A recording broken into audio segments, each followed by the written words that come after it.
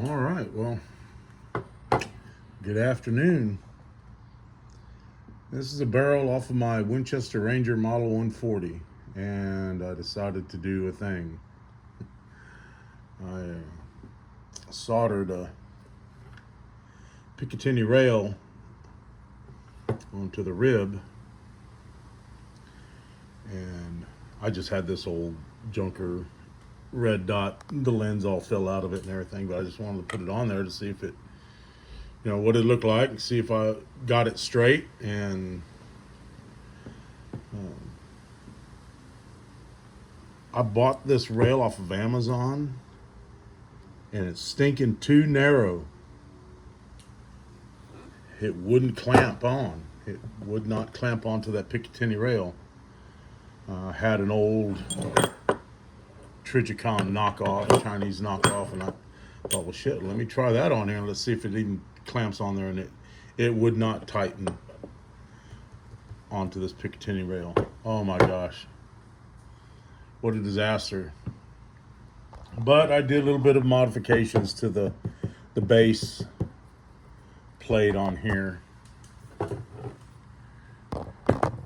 I'll take a little bit until it's a little cockeyed, but it sights in. I mean, I bore sided it,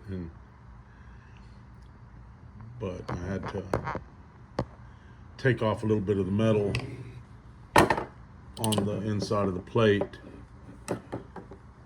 on this edge right here to allow this to clamp onto the rail. It worked, but I don't know, man. I bought this thing and made in the USA, and it's too stinking small. So I don't know what I'm gonna do. Like I said, it's not gonna be my primary shotgun. I just wanted to, and I can take it off. I didn't hurt anything. I mean, I can take it off and put some cold blue on the rib, clean it all up, and get it back to the way it was if I want to. But I just tinned both sides with solder, and then clamped it, and then heated it up with actually this little torch right here. I mean, I've got an oxygen and acetylene torch, but this thing did the number for some 60-40 solder and some flux, and it's on there.